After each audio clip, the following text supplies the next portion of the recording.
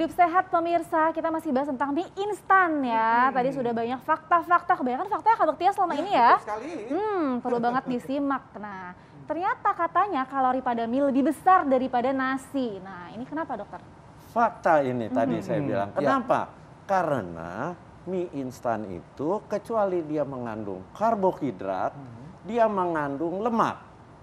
Dan lemaknya cukup tinggi. Jadi di dalam mie instan satu bungkus itu kira-kira kisarannya sekitar 300 kalori. Wow. Padahal beratnya itu antara 70 sampai 80 gram. Sementara nasi putih 100 gram hanya 175 kalori. Berarti kalorinya kan jauh lebih tinggi. Di samping kalorinya jauh lebih tinggi, dia juga lebih penyerapannya si karbohidratnya itu akan lebih mudah. Karena apa? Karena dari tepung. Karbohidrat sederhana yang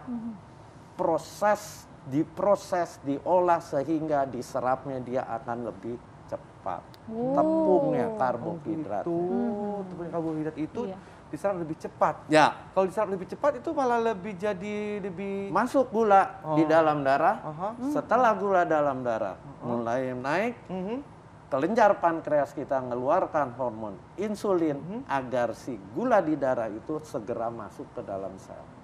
Bayangkan kalau Anda makan yang seperti itu terus, kelenjar pankreas Anda yang produksi insulin lelah. Oh baik. Capek.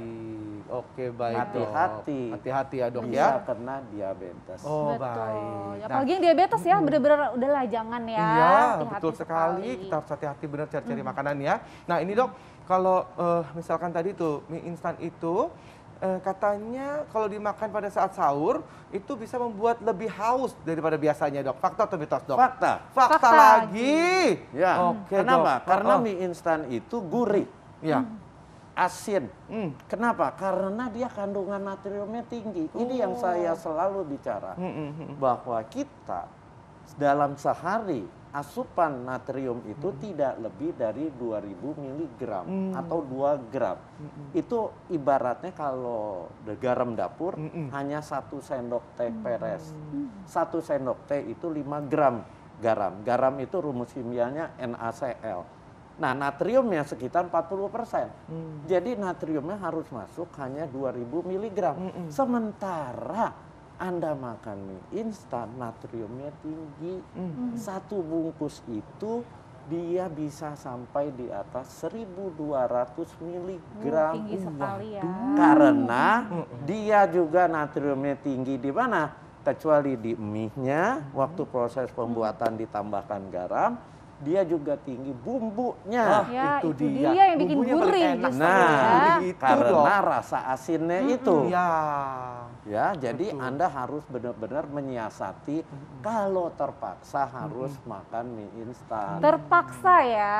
Nah, terkait dengan menyiasati nih dok, katanya nih boleh aja makan mie instan asal dibagi juga ditambah lagi nih, tambah protein dan juga sayuran. Nah ini fakta atau mitos? Ini dok? fakta. Oke. Bagaimana caranya supaya asupan natriumnya lebih sedikit? Caranya dia digodok, matang, angkat. Jangan air godokannya dipakai buat kuahnya. Angkat, taruh di mangkok, campurin air panas. Nah, ini untuk mengganggu penyerapan si natriumnya itu dengan apa? Tambah sayur-sayuran. Kemudian dia kan proteinnya kurang, tambahin putih telur. Tapi jangan tambahin apa? Makanan yang instan lagi, yang diolah lagi. Kayak nugget, mungkin gitu-gitu ya dok. Sosis. Nah, itu natriumnya tinggi. Kornet ya dok. Nah, itu kan ada apa di penjual-penjual mie instan itu dicampur kornet, dicampur sosis, dicampur keju, diparutin. Nggak ada sayurnya. Itu makin berbahaya. Campur nasi dokter, gimana nih dengan mie campur nasi? Dok, kalau misalnya dicampur nasi gitu nggak boleh, karena di mie instan kan karbohidratnya udah cukup banyak, sekitar 48 sampai 50 gram. Nasi karbohidrat, artinya Anda sedang investasi diabetes di kemudian hari. Waduh. Karena karbohidratnya jadi double-double. Double ya. Double karbohidrat itu namanya. Sebaiknya jangan makan nasi dengan mie instan gitu, jangan ya. Jangan ya. Tuh, jangan kata dokter benar-benar. Jangan, stop ya. Jangan makan mie instan dengan nasi. Nah, makanya sekarang Dok minta tipsnya Dok untuk mungkin boleh kita makan pada saat berbuka dan juga sahur dengan mie instan yang baik dan benar Dok. Seperti apa Dok? Prinsip sebenarnya pada saat sahur hindari. Hindari saat sahur. Karena dia hindari mau dulu. buat rasa haus. Oke. Orang puasa itu kan yang godaannya justru rasa haus. Betul Dok. Jadi kita harus menghindari makanan-makanan yang menyebabkan rasa haus.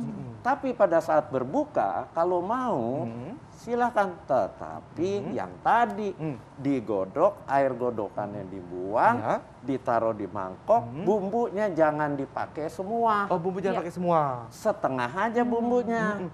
Kalau mau tambah sedap, tambahin rempah-rempah alamiah. Negara kita ini rempah-rempahnya melimpah. Betul. Dan rempah-rempah itu punya efek antioksidan. Itu bagus buat kesehatan tubuh. Jadi pakai bumbunya setengah, diaduk, tambahin kuahnya dari air panas yang baru. Silakan dimakan, tapi jangan dicampur pakai nasi lagi. Nah, baik dokter. Artinya tetap boleh mie instan, tapi ditambahin tadi ya. Iya, tambah sayur, tambah putih telur, gitu. Dan jangan setiap hari juga ya tentunya ya. Darurat aja kalau darurat ya. Ya betul. Baik Dok, terima kasih banyak atas tipsnya dan juga informasinya yang luar biasa, membuat kita jadi semakin tahu ya bagaimana kita untuk menikmati mie instan itu ternyata harus hati-hati. Jangan sampai kita kebablasan malah jadi penyakit yang datang ya kan? Betul kan? Because you are what you eat ya kan? Betul sekali. Tetap jalankan hidup sehat. Terima kasih Dok.